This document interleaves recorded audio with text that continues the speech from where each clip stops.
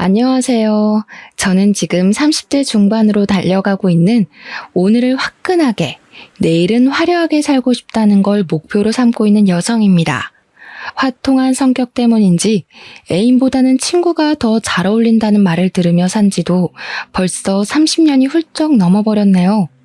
이런 저에게 잊지 못할 한 사건이 일어나게 되었는데 정말 너무 어이도 없고 제가 왜 그 능구렁이 같은 속을 못 알아채고 홀라당 넘어갔었는지 황당하기만 합니다.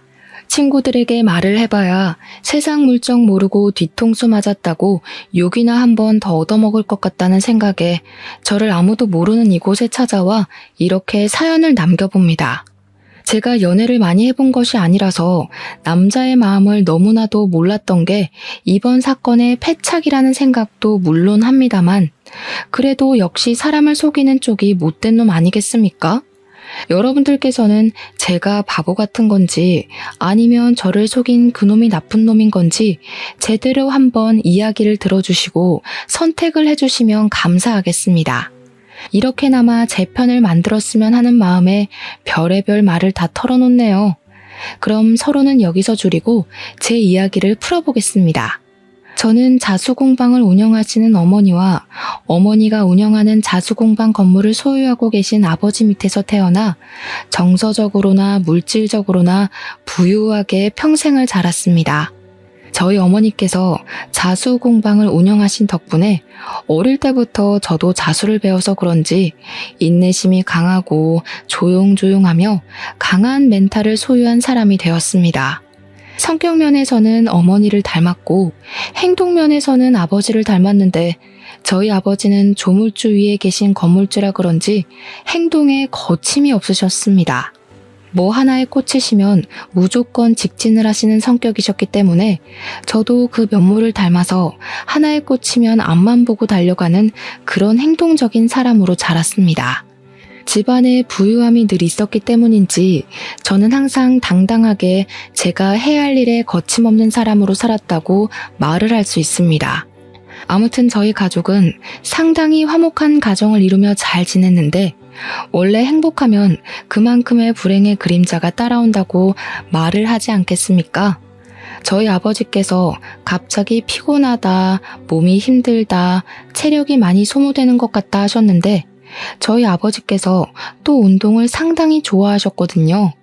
저는 그냥 아버지께서 운동을 하느라 피곤한 건 줄 알고 아버지도 이제 나이를 많이 드셔서 그런 거다 했는데 건강검진을 가셨다가 췌장암에 걸린 걸 알게 되었습니다. 췌장암이라는 게 증상도 뒤늦게 나타나는 바람에 이미 저희 아버지는 손쓰기에는 많이 늦은 몸이 되어버렸습니다. 저희 가족은 아버지와 함께 서서히 이별을 준비하면서 아버지의 발자취를 정리하는 일을 도왔는데 처음에는 정말 믿기지 않는 현실에 많이도 울었습니다. 아버지께서 너무 덤덤하게 우리 가족과의 이별을 준비하시며 웃는 얼굴만 기억하고 가면 좋겠다고 말씀을 하실 때는 정말 속이 말이 아니었습니다. 저는 그 뒤로 아버지의 마지막 소원에 따라 울음을 꾹 참고 아버지와의 시간을 보냈는데 저희 아버지께서 저에게 이런 말씀을 하셨습니다. 내가 건물을 네 엄마 이름으로 넘겨주려고 했는데 엄마랑 이야기를 해보니 앞으로 살 날이 더 창창한 사람이 가지는 게 맞는 것 같다. 아버지께서는 보유하신 현금 재산은 어머니에게 드리고 건물은 저에게 주시겠다고 말씀을 하셨습니다. 어머니께서도 동의한 일이며 상의한 결과이니 부담을 가지지 말고 건물을 잘 가지고 있으라고 말씀을 하셨습니다. 그렇게 아버지는 모든 것을 정리하신 뒤 딱 1년 4개월이라는 시간을 저희 가족과 함께 보내시고는 돌아가셨습니다. 저와 엄마 그리고 제 동생은 하염없이 울었지만 그래도 아버지께서 정리하실 시간을 충분히 주셨기에 또 한편으로는 미련 없이 아버지를 보내드릴 수 있었습니다. 마지막쯤 고통으로 인해서 힘들어하실 때는 저희도 뼈와 살을 깎는 고통을 느꼈지만 웃는 얼굴로 마지막을 보내자고 하셔서 울지 않으려 얼마나 애를 썼는지 모르겠습니다. 장례식장에서도 영정 사진으로 웃고 계신 건강한 아버지의 얼굴을 보았을 때 정말 미친 듯이 울었지만 속은 후련하더라고요. 저는 아버지를 납골당에 잘 모신 뒤 틈만 나면 납골당에 가서 아버지의 사진을 보며 이야기를 나누고 제 속마음을 털어놓곤 했습니다. 아빠, 나 오늘 회사 팀장님한테 칭찬받았다? 처음 받는 칭찬이라서 엄청 좋았어. 그리고 나 오늘 소개팅 했는데 남자 키가 너무 작은 거 있지? 배도 나오고. 아빠 같은 사람 어디 없나 몰라. 납골당에 앉아서 이런저런 이야기를 주절주절 하고 있었습니다. 그러던 어느 날 평소처럼 주저앉아 이야기를 하고 있는데 누가 저한테 다가오더니 저를 빤히 바라보는 게 아니겠습니까? 처음에는 무슨 사이콘가 싶어서 내가 피해야 하는 건가 하다가 용기를 내서 누구시냐고 저한테 볼 일 있냐고 물어보니까 그냥 피식 웃으면서 제가 누군지 궁금했대요. 이게 무슨 소린가, 제가 한국말을 못 이해하는 건가 영문을 몰라서 그냥 가만히 있었죠 뭐. 저도 주말마다 찾아오는데 매번 여기서 넋두리를 하시는 분이 있더라고요. 누군지 궁금했어요. 이번에는 팀장님이 칭찬 안 해주셨나 봐요. 그러면서 본인 이름이 김민재라고 하더라고요. 제 넋두리를 다 들었구나 하는 생각에 얼굴이 붉어지긴 했지만 저도 제 이름이 윤봄이라고 인사를 드렸습니다. 어쩌다 보니 조금 이야기를 나누게 되었는데 나이는 저와 동갑이었고 상당히 패션 센스가 좋은 스타일인 남자였습니다. 첫인상 자체가 무척이나 호감상이었기 때문에 저는 이 사람과의 대화를 통해서 꽤 많은 것을 물어보게 되었고 친절하게도 민재 씨는 저에게 많은 것을 답해 주었습니다. 저는 이 납골당에 아버지를 보러 찾아오는 것이라 했더니 민재 씨는 자기 부모님 두 분 모두 교통사고로 돌아가셔서 찾아오는 거라고 했습니다. 여동생과 둘이 살고 있다고 하는데 갑자기 괜한 걸 물어봤다는 생각이 들어서 민재 씨에게 사과를 했더니 그러지 말라고 돌아가신 지 시간이 꽤 흘렀다고 하더라고요. 그 이후로 몇 번 마주치게 되어서 커피를 한 잔 마시며 이런저런 이야기를 나누게 되었고 결국에는 휴대폰 번호도 교환하게 되었습니다. 그 뒤로 가끔은 시간을 맞춰서 납골당 앞에서 만나기도 했는데 혼자 다닐 땐 꽤 우울했는데 둘이 다니니 기분도 괜찮고 좋더라고요. 어느 날 제가 민재 씨에게 패션 센스가 좋은 것 같다고 무슨 일을 하냐고 물어봐도 되냐 했더니 패션 관련된 일을 하고 있다고 당당하게 말을 하더라고요. 디자이너인가 보다 싶어서 꽤 전문직이구나, 괜찮은 사람이다 싶었습니다. 간혹 가다가 명품도 걸치고 하는 거 보니까 돈도 꽤 잘 버는 디자이너인 것 같았어요. 그거 다들 아시죠? 패션에 빠지려면 돈이 있어야 한다는 거요.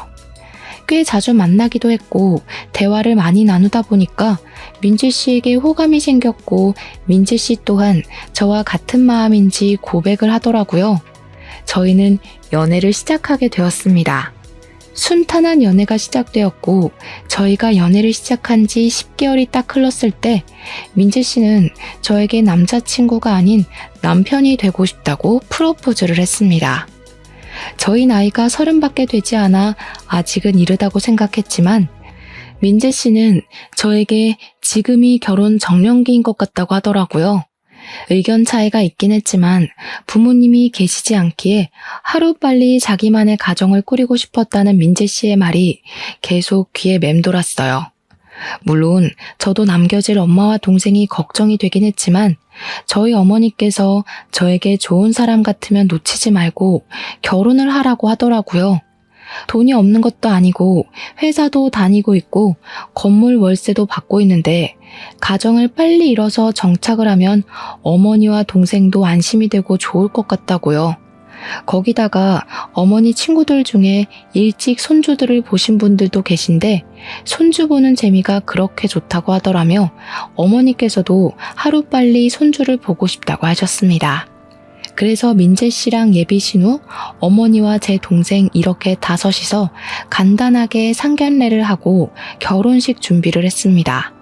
신우의 나이가 24살밖에 되지 않았는데 알고 보니 아직 취업이 되지 않아서 준비 중이라고 하더라고요. 그래서 제가 슬쩍 민재 씨에게 결혼을 하면 신우는 원래 살던 집에서 혼자 사는 거냐고 물어보게 되었죠. 혹시라도 제가 신우를 데리고 살아야 할까봐 걱정되었거든요.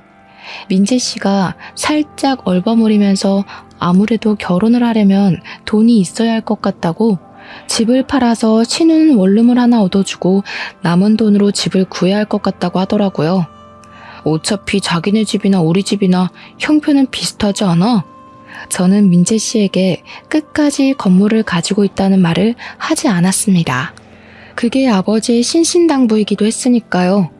민재 씨 눈에는 저희 집이 자수공방을 하는 거랑 제가 회사 다니는 거 말고는 뭐가 없으니 본인 집과 형편이 비슷하다고 생각한 것 같았습니다. 민재 씨의 고민의 흔적이 보이는 부분이라 알겠다고 하고 신우가 살 원룸을 하나 얻어주고 민재 씨 돈에 제 돈을 합쳐서 꽤 괜찮은 빌라를 하나 얻었습니다.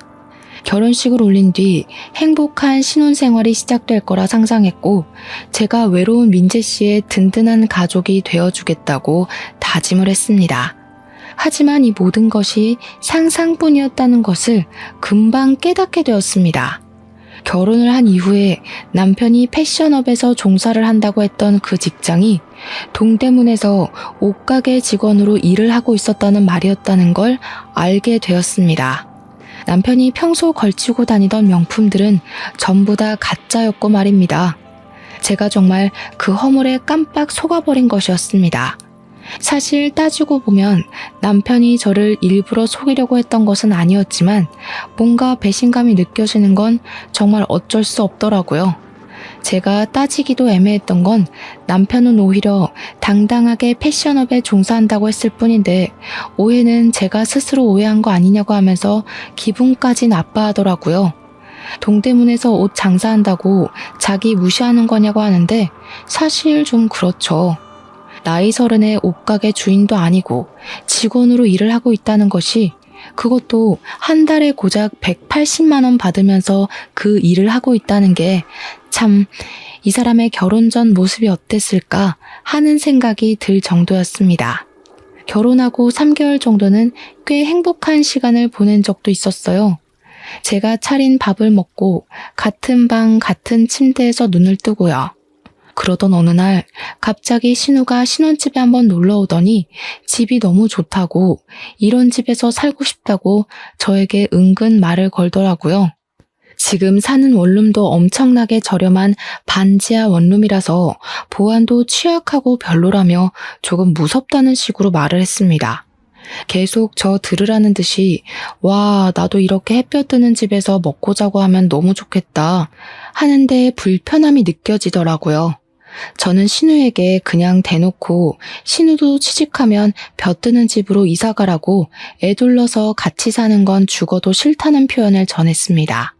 신우는 그 뒤로 마치 작정을 한 사람처럼 굴었는데 자꾸 저희 집을 찾아와서 집안 살림을 하나둘 건드리기 시작했습니다. 저희 부부가 혼수를 준비할 때 세탁기랑 건조기는 좋은 걸로 구매를 했는데 신우가 자꾸 세탁물을 들고 집으로 찾아오는 게 아니겠습니까? 저는 진짜 어이가 없었던 게 차라리 버스를 타고 왔다 갔다 할 돈이면 그냥 코인 세탁방 같은 데에 가서 세탁을 하는 게 더 낫겠다 싶었거든요. 그 무거운 걸 다 들고 와서 세탁기랑 건조기를 돌리고 가는데 어이가 없더라고요.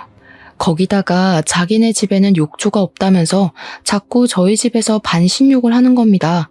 친구 집도 아니고 오빠 부부 집이면 욕실을 쓰고 정리라도 해야 하는데 신우의 긴 머리카락을 사방팔방 다 흘리고 다니질 않나. 거기다가 원룸이라서 밥 해먹기가 불편하다며 허구한 날 우리 집에 와서 밥을 먹고 진짜 신우한테 하고 싶은 잔소리가 한두 가지가 아니었습니다. 그렇게 결혼 생활을 한 지 6개월 차가 되었을 때 갑자기 남편이 저에게 호들갑을 다 떨면서 큰일 났다고 난리를 치는 겁니다. 저는 갑자기 발을 동동 구르는 남편 때문에 놀라서 무슨 일인지 일단 진정을 하고 말을 해보라고 했더니 글쎄 신우네 집에 도둑이 들었다는 게 아니겠습니까? 지금 당장 가봐야겠어. 도둑이 들었다니 여자 혼자 사는 집에 위험하게. 저도 깜짝 놀라서 남편이랑 같이 신우네 집에 찾아갔더니 신우는 울고 있고 경찰이 와서 집안을 샅샅이 뒤지고 있더라고요. 저는 정말 깜짝 놀라서 신우에게 뭐 없어진 건 없냐고, 다친 데도 없는 거 맞냐고 이것저것 물어봤는데 신우는 고개만 도리도리 젓고 모르겠다고 울고만 있었습니다.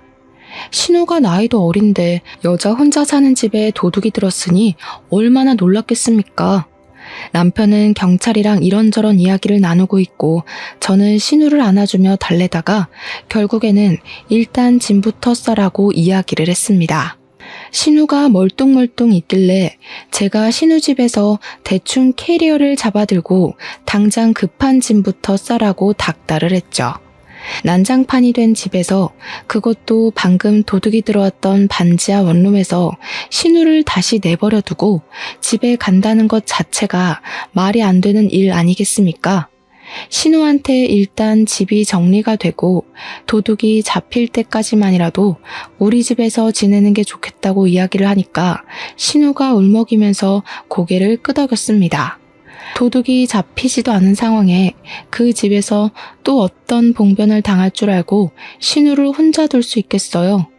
저로서는 최선을 다한 방법이었습니다. 그날 이후로 신우와의 불편한 동거가 시작이 되었는데 막상 집에 들이니까 후회가 아주 막심하게 들긴 했습니다. 이 계집애가 합법적으로 우리 집에 들어와 같이 살기 시작한 이후로 욕실에서 씻고 제 샤워 가운을 말도 없이 입고 나오지를 않나 쓰레기도 아무데나 막 버리더라고요. 분리수거를 모르는 사람인 것처럼 플라스틱이며 비닐이며 아무데나 막 버리고 제일 중요한 음식물 쓰레기를 버리지 않아서 수채구멍에 쌓아두는 겁니다. 신우에게 잔소리도 해보고 버리는 방법을 알려주었지만 돌아오는 말은 언니가 대신해주면 안 돼요? 였습니다. 제가 무슨 부모도 보모도 아닌데 말입니다. 서서히 스트레스가 쌓여가고 신우와 같이 사는 일에 힘듦을 느끼고 있던 어느 날 남편에게 슬쩍 신우에 대한 이야기를 꺼냈습니다. 이제 어느 정도 정리도 다 됐을 것 같은데 신우는 집에 안 돌아간대? 어떻게 도둑이 든 집에 보낼 수가 있겠소. 도둑이 잡혔다는 소식도 못 들었는데 자기 일 아니라고 너무 매정하게 구는 거 아니야? 남편이 인상을 팍팍 쓰면서 이야기를 하는데 솔직히 저도 그 말을 쉽게 꺼낸 것은 아니었습니다. 제 일이었다면 저는 눈치를 보면서 신혼부부 살림을 도우며 살았을 거라 장담할 수 있어요. 거기다가 신우는 빨래도 안 해, 청소도 안 해, 밥도 안 해. 우리 부부가 맞벌이 부부임에도 불구하고 신우는 취업 준비한다고 집에서 놀고 먹는데 집안일까지 어지르기만 하니까 화가 날 수밖에 없는 상황이지 않겠습니까? 신우가 취업이 안 되니까 돈이 없다면서 당당하게 용돈을 좀 달라고 요구하기까지 하는데 저는 이 불편함을 감수하고 집에 들어가야 하는 게 너무 짜증이 났습니다. 솔직히 말하면 신혼부부임에도 불구하고 퇴근을 해서 집에 돌아가는 그 시간이 제일 싫을 정도였습니다. 그렇게 2주일이라는 시간이 더 흘렀는데 어떻게 된 게 경찰이 이렇다 저렇다 할 수사 내용을 전혀 알려주지 않는 겁니다. 도둑이 잡혔다던가 아니면 뭐 동네에서 그런 추가적인 범죄가 일어났다던가 뭐가 발견이 됐다던가 하는 수사 진척 사항에 대해 말을 해줘야 할 거 아닙니까? 아무런 말도 없고 남편에게 물어봐도 자기도 모른다면서 대화를 회피하려고 하더라고요. 게다가 신우가 살던 집이 전세든 애매든 어쨌든 신우 집 아닙니까? 아무런 말도 없고 남편에게 물어봐도 자기도 모른다면서 대화를 회피하려고 하더라고요. 게다가 신우가 살던 집이 전세든 매매든 어쨌든 신우 집 아닙니까? 언제까지 그 집을 공실로 내버려두고 있을 수도 없는 일이고 전세면 방을 빼야 하고 매매면 다른 사람에게 세를 놓던가 해야 하지 않겠습니까? 그게 전부 돈인데 그렇게 가만히 내버려두는 건 말이 안 되는 소리죠.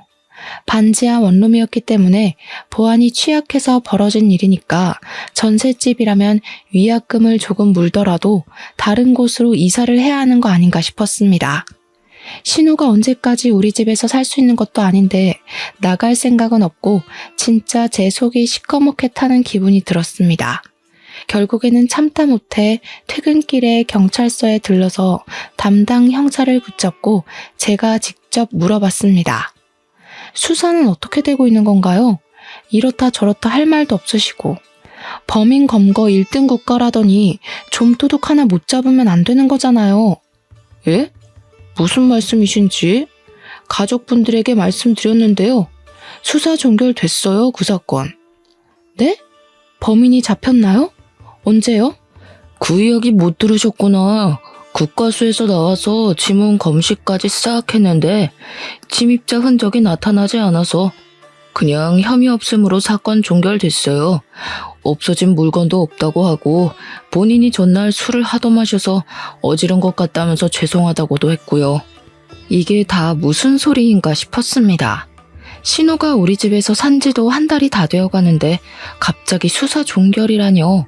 그것도 혐의 없음으로요. 저는 당장 집으로 달려가서 퇴근하고 돌아오는 남편을 붙잡고 경찰서에서 들었던 이야기를 하면서 물어보았습니다. 사건에 대해서 정확하게 들은 거 맞냐고. 오늘 형사를 찾아가서 물어봤으니까 숨길 생각하지 말고 솔직하게 이야기를 하라고 정색을 하고 말을 했습니다. 그러니까 남편이 머리를 막 긁으면서 입을 열더라고요. 그걸 또 형사를 찾아가서 물어봤어? 당신도 참. 솔직히 그렇잖아. 내 동생 나이도 어린데 혼자 사는 거 내가 그걸 어떻게 지켜보겠어. 그래서 이참에 그냥 우리 집에서 같이 살면 좋겠다 싶어가지고. 근데 뭐 명분이 없으니까 그런 일을 좀 횡설수설하면서 이야기를 하는데 결론에는 바로 신우이랑 남편이 짜고 저희 집에서 같이 살기 위해 벌인 자작극이었다는 소리였습니다. 자연스럽게 합가를 하고 싶은 마음에 그런 일을 벌인 것이었어요. 심지어 직접 경찰에 신고까지 하면서 말입니다. 어떻게 사람이 그런 짓까지 해가면서 속이려고 하는지 소름이 다 돋을 지경이었습니다. 우리 엄마도 동생이 지금 타지에 나가 있어서 혼자 살고 있는데 그럼 나도 엄마 걱정되니까 우리 집으로 불러서 같이 살아도 돼? 아니, 장모님이랑 내 동생은 다르잖아. 장모님은 불편하고. 저는 신우가 안 불편하겠습니까? 남편이 이런 작당 모의를 했다는 게 너무나도 정 떨어지는 포인트였습니다. 신우가 살던 집도 알고 보니까 보증금 없이 들어가는 월세집이었더라고요. 남편이 버는 돈으로 월세를 내주고 있었던 것이었습니다. 그러다가 모아둔 돈도 떨어지고 월세를 감당하기 힘들어지니까 이런 수를 써서 합가를 생각한 겁니다. 진짜 뒷박하게 맞아 들어가더라고요.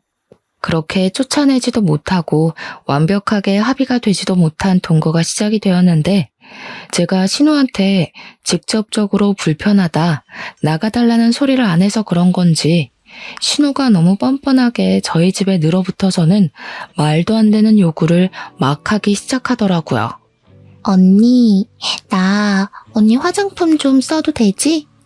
어차피 언니랑 나랑 비슷비슷한 색이 어울리니까 언니 것 좀 쓸게. 그리고 나 옷 좀 빌려주면 안 돼? 나 이번에 좋은 데 가야 하는데 언니 옷이 비싸고 좋은 게 많더라. 언니 돈 잘 버나 봐? 그런 식으로 제 물건을 마치 지 물건처럼 쓰고 다니는데 안 된다 해도 몰래 쓰고 있더라고요. 그러다가 선을 제대로 넘는 사건이 발생하게 되었습니다. 제가 20살이 되었을 때 우리 아버지께서 저에게 대학생이 되었으니까 명품 하나쯤은 있어도 좋을 거라면서 비싼 클래식 라인으로 나와서 지금은 웃돈을 주고도 구입하기 어려운 명품 가방입니다. 다른 것도 아니고 저의 돌아가신 아버지께서 20살 기념 첫 선물로 사주신 가방이었으니 저에게 의미가 남다른 물건이기도 했고요. 제가 그 가방만큼은 정말 신주단지 모시듯이 아끼고 보살피고 있었는데 이 정신나간 신우인연이 저한테 말도 없이 그 가방을 들고 나가서 스크래치를 내온 겁니다. 언니, 내가 이 가방 들고 나갔다가 술 먹고 떨어뜨렸는데 가죽에 흠이 생겼어. 미안해. 아니 근데 무슨 명품이 이렇게 약해? 이거 짭 아니야? 그 순간 너무너무 열이 받아서 신우의 뺨을 그냥 갈겨버렸습니다. 얼마나 세게 쳤는지 제 손바닥이 얼얼할 정도로 신우의 뺨을 갈겼고 신우는 울지도 못하고 입을 떡 벌린 채로 저를 보더라고요. 이 가방이 어떤 가방인데 내 허락도 없이 마음대로 쓰고 스크래치를 내와? 나한테 물어봤으면 절대로 못 들고 나가게 했을 거야, 알아? 당장 내 집에서 나가. 지금 내 뺨 때려놓고 소리까지 지르는 거야? 나 태어나서 뺨 맞아보는 거 처음이야. 언니가 사과하면 용서해줄게. 사과해. 내가 너한테 왜 사과를 해야 하니? 내 소중한 추억이 담긴 물건을 망가뜨려 왔는데 네가 지금 무릎 꿇고 빌어도 받아줄까 말까 하거든? 저는 바로 남편에게 전화를 걸어서 당장이라도 신우를 쫓아내지 않으면 이혼을 하겠다고 큰 소리를 떵떵 쳤습니다. 남편이 집으로 돌아와서는 사태의 심각성을 깨달은 건지 저를 설득하려고 아주 난리를 치더라고요. 신우를 내쫓겠다. 근데 당장 돈도 없고 집도 못 구하는 처지 아니냐고요. 저에게 며칠만 시간을 주면 고시원이라도 찾아서 내보내겠다고 신신당부를 하길래 일단 알겠다고 대꾸는 했는데 그럴 리가 있겠습니까? 일주일이 지나고 2주일이 지나고 그냥 시간이 흘러서 제가 포기를 하거나 신우를 용서할 때까지 버티는 느낌을 팍팍 받았습니다. 남편도 제 눈치만 슬슬 보면서 날이 추워서 지금 집 나가면 고생할 게 뻔한데 이런 소리나 하고 있고요. 아, 이 연놈들이 반성이 없구나. 저를 그냥 호구로만 생각하는구나. 이런 식으로 영영 누로붙을 준비를 하고 있구나 하는 생각이 들기 시작하면서 그 두 남매를 보고 싶지 않아졌습니다. 꼴도 보기 싫어서 가끔 친정집에 와서 잠을 자고 가곤 했는데 어머니께 이런 이야기를 전부 했더니 어머니께서 한숨을 푹푹 쉬면서 어쩐지 하시더라고요. 왜? 엄마도 뭐 느낀 거 있어? 아니면 내 남편이 엄마한테 뭐라고 했어? 아니, 우리 딸 결혼하고 얼마 지나지 않아서부터 자꾸 너희 아빠가 꿈에 나오는 거야. 너네 아빠가 엄마 보고 사람 보는 눈이 그리 없어서야 되겠냐고 어찌나 잔소리를 하던지. 처음에는 무슨 이런 개꿈이 다 있나 싶었는데 살면서 제 이야기를 전해 들으며 아버지께서 어머니에게 이 결혼을 시키지 말라고 말렸던 행동이었다는 걸 알게 되었다고 하셨습니다. 저에게 계속 어머니는 한숨을 쉬며 본인이 사람 보는 눈이 없어서 이 사달이 난 것 같다고 이혼을 하려면 애가 들어서기 전에 빨리 하라고 하시더라고요.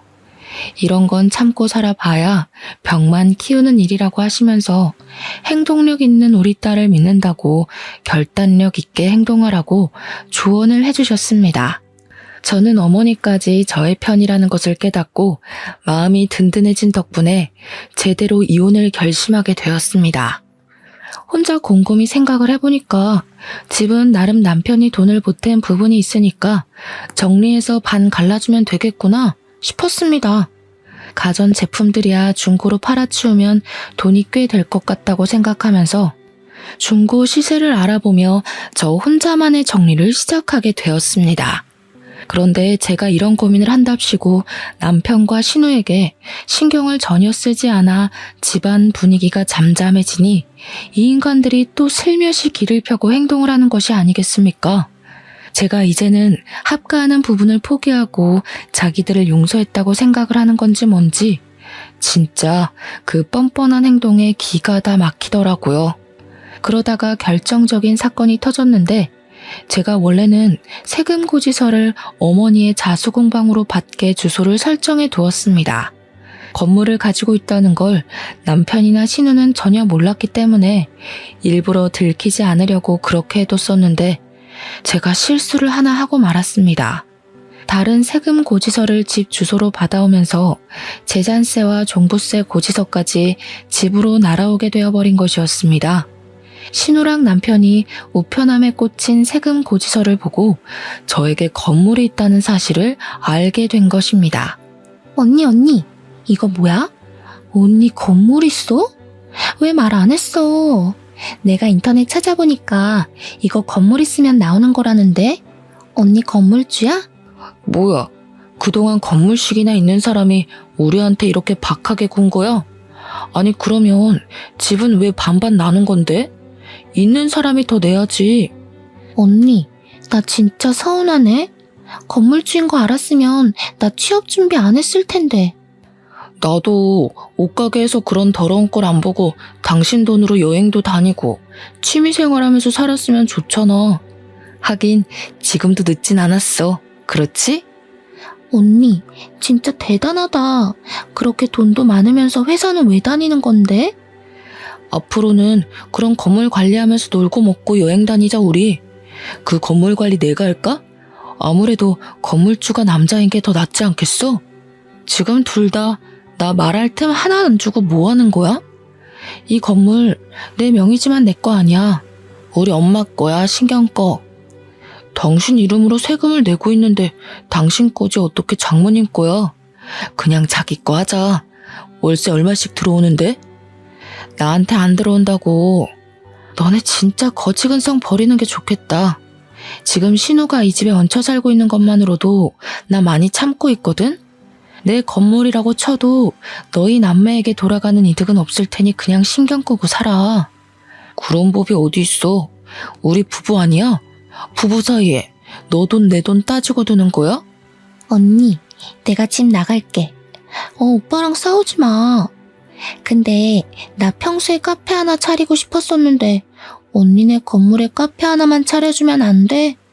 커피를 만들 줄은 알고? 카페는 아무나 하는 줄 아나. 나도 마누라 덕 좀 보자. 우리 동생 카페 하나 내주고 나도 건물 관리 시켜주고. 와, 널 만난 건 진짜 내 인생의 행운이다. 우리 부모님 보러 납골당에 가길 잘했어. 우리 부모님이 너 만나게 해주신 거 아니야?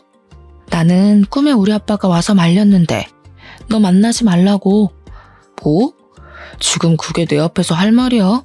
진짜 사람 기분 나쁘게 자꾸 그런 식으로 나올래? 이번 말은 좀 심했다. 그러니까 카페 하나 차려줘. 우리 건물에 들어오려면 돈 많아야 되는데. 언니, 가족 좋다는 게 뭐야. 나 모아둔 돈 하나도 없는 거 알잖아. 돈 벌면 그때 월세 낼게. 응? 그래? 그러면 내 동생이 지방에서 사느라 차가 한 대 필요하다고 하던데. 내 동생한테 외제차 한 대 뽑아주면 내가 생각해 볼게. 우리가 그럴 돈이 어디 있어. 없으면 대출이라도 받던지. 그렇게라도 해야 나도 손해는 덜 보는 게 아니겠어? 거기 보증금만 몇 억인짜리야. 남편과 신우는 고민에 빠진 듯 했고 저는 이 일로 빌미가 기가 막힌 복수의 계획이 떠올랐습니다.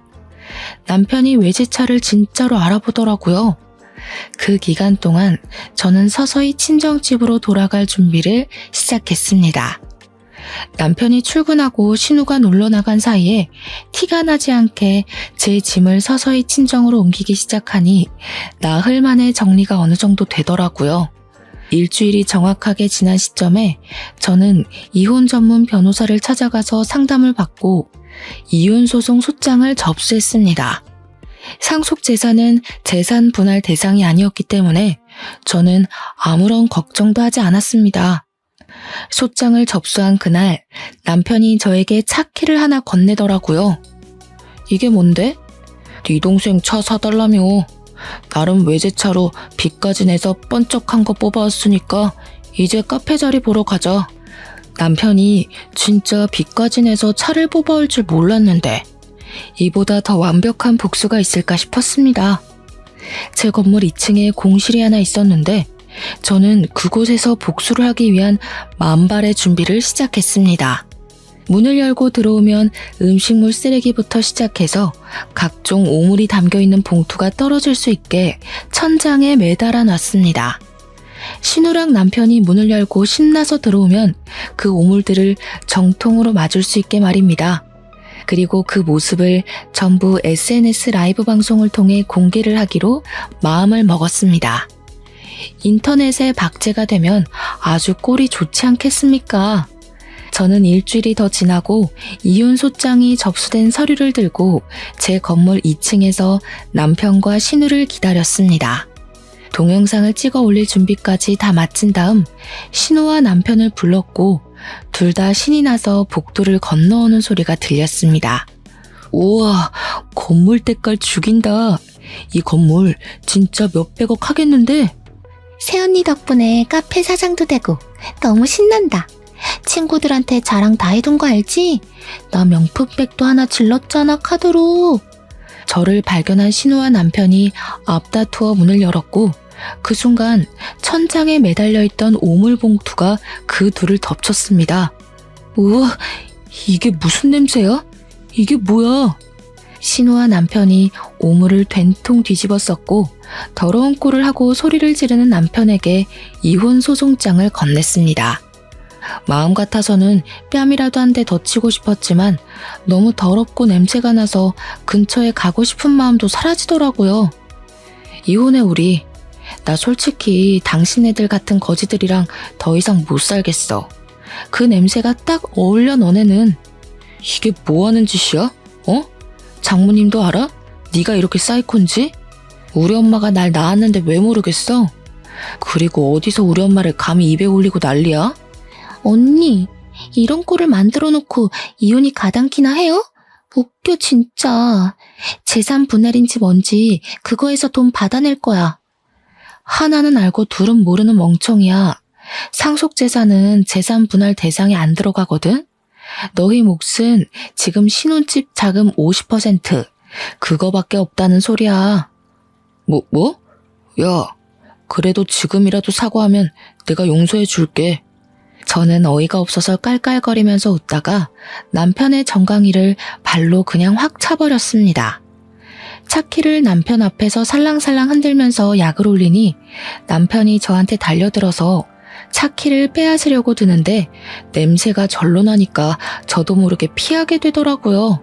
제가 또 학창시절에 운동으로는 빠지지 않았던 사람이었기 때문에 남편이 음식물 쓰레기를 뒤집어 써서 앞이 잘 안 보여 허우적거리는 동안 요리조리 피했습니다.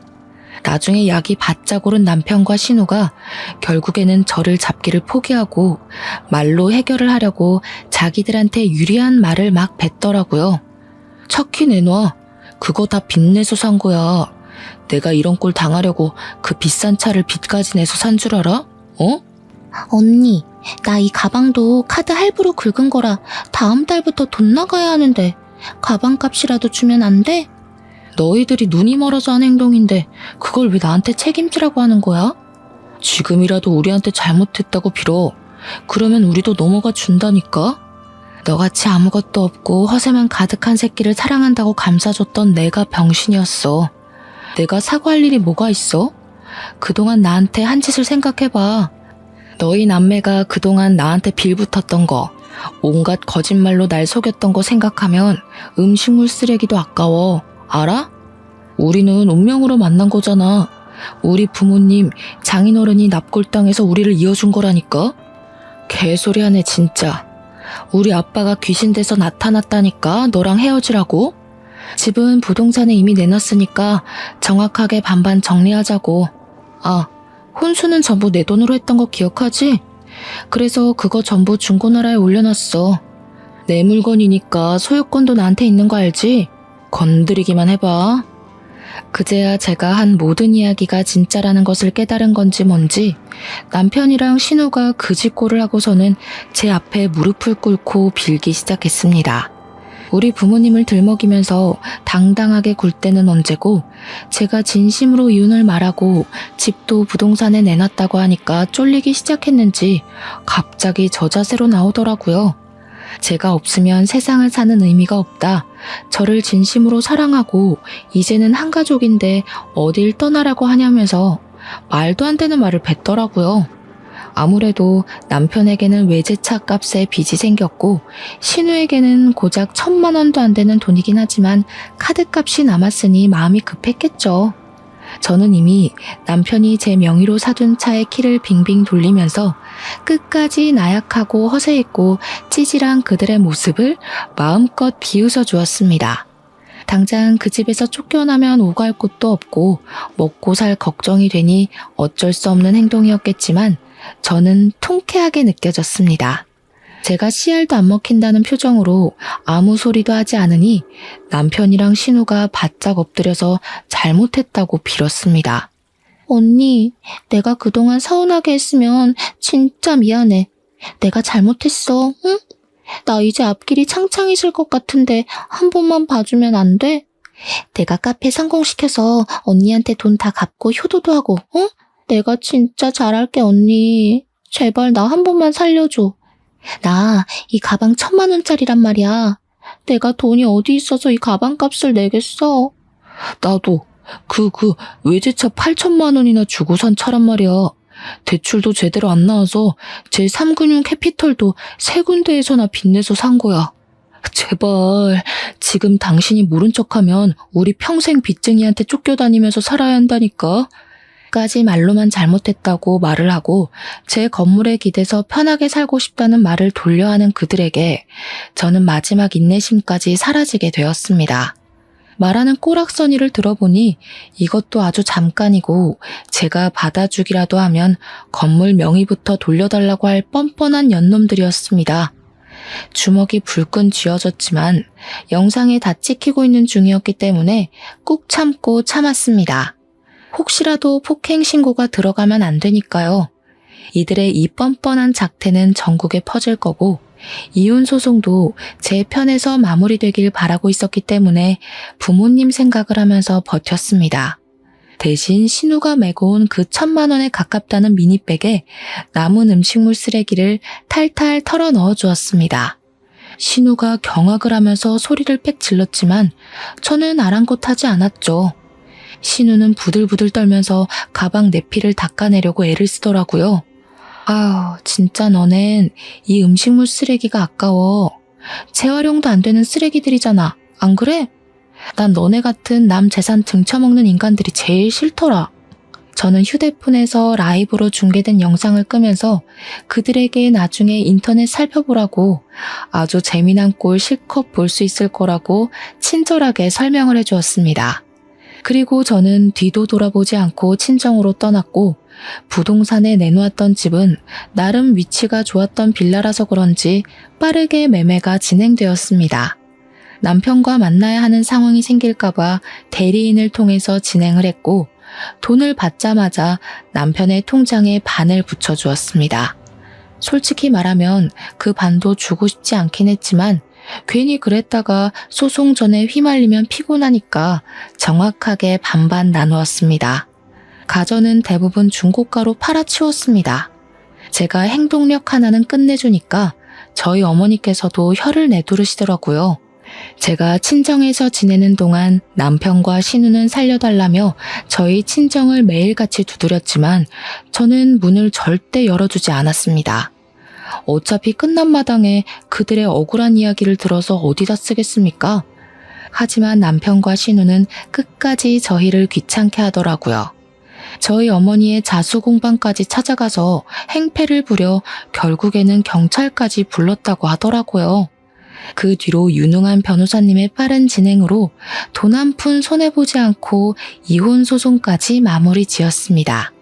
마지막 재판 선고일에 남편과 신우가 엉엉 울면서 잘못했다고 비는데 꼴이 진짜 우습더군요. 이혼을 한 지 5개월이 더 지난 지금 저는 여전히 성실하게 회사를 다니고 있는 중이고 자꾸 찾아오는 전 남편과 신우는 접근 금지 명령을 받게 조치를 취했습니다. 간간히 들려오는 소식에 의하면 둘 다 빚쟁이들에게 쫓겨다니고 있다고 하더라고요. 저는 일부러 남편에게 받은 외제차를 동생에게 선물로 주었고 제 동생은 그 차를 아주 잘 끌고 다니고 있습니다. 꿈의 아버지가 그 뒤로 나오지 않아 보고 싶고 죄송스럽기도 하고 그러네요. 아, 그 연놈들을 혹시라도 마주칠까 납골당도 다른 곳으로 옮겨버렸습니다. 아버지께서 저를 지켜주고 있을 거라 믿어 의심치 않기에 저는 오늘도 내일을 향해 달려갑니다. 여러분들에게도 항상 좋은 일만 가득하시길 바라면서 저의 사이다 사연은 여기서 마무리하겠습니다.